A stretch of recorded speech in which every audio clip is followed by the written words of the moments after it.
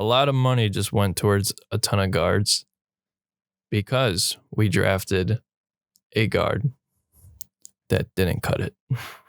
Yeah, I like Ayo because he's a U of I guy. I mean, we're here in the state of Illinois. We're Bulls fans.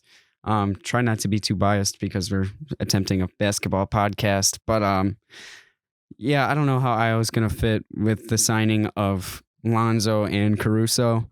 That's tough to fight a spot in the roster for that. I mean, I don't know if he'll go down to the G League. I'd like to see him go to the G League and maybe develop a little bit. Maybe we trade him in the future. I don't know what's going to happen to Ayo, but Right, because the starting lineup for the Bulls is pretty damn scary. And the bench has a little bit of depth, but not all that there. And when you're trying to get a little more depth, you could let that rookie develop in the second string. You know, the second string could help him out a lot. But when you got a guard, because we got Caruso and we still have White on the bench, where does Ayo fit in there? I honestly don't see a spot for him over those guys. While we're on the topic of the Bulls, let's talk about that for a little while. We got Lonzo, Levine, DeRozan, Pat Williams, and Vucevic as our starting five.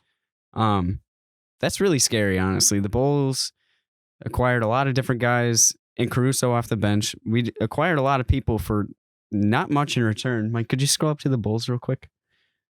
I believe we gave up Satoransky, we gave up Thad Young, and we gave up a couple second rounders. But that's a lot to get for... Oh, wow. Okay. So we lost Al-Farouq Amino as well. Daniel Tice. Daniel Tice is trash. And Garrett Temple, too. Garrett Temple's old. So I really don't see a whole lot that we lost in return for these players here. Exactly. And we signed Caruso. I believe that 37 mil was definitely worth it for Caruso. I like that Caruso pickup a lot. How many years again? I believe it was a 4-year. Okay. 4-year. That's doable. And then what I like about DeRozan is last season, a lot of his minutes were at the 4, and he thrived at the 4 offensively and defensively. There's not many people in the NBA today that do that bully ball down low at the 4, and which is why I like DeMar at the 4.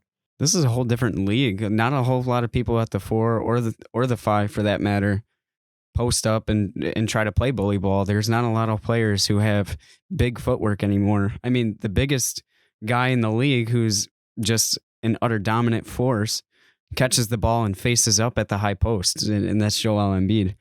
He doesn't really back people down. He catches the ball, faces up. Giannis, another example. Giannis does the rip through jab and then just drives. It's not a back down. And honestly, I feel like even DeRozan might not play at the 4. That's just always an option we could do. When if he wants to run with the second stringers at times, he could be at the 4 and help the second stringers down low.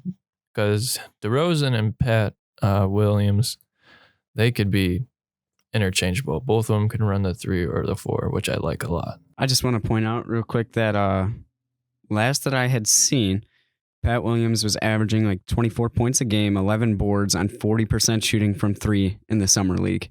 He is a monster. That's probably the last Bulls pick I was happy with since D-Rose. Honestly, yeah. And our Bulls front office, I was not happy with for the past, I don't know how many years. It's been rather atrocious being a Bulls fan. If you follow the NBA, you know the Bulls have been trashed for the last God knows how many years. I think it was 2 or 3 years ago, right before we got Levine and the draft picks and Chris Dunn. All around Chicago is trending fire Garpax. Get them out of here. Literally billboards of fire Garpax. Gar Forman and John Paxson have since been gone. And I mean, now the Bulls season's really, really looking pretty scary. I'm happy to be a Bulls fan. Same. It's going to be a lot of fun.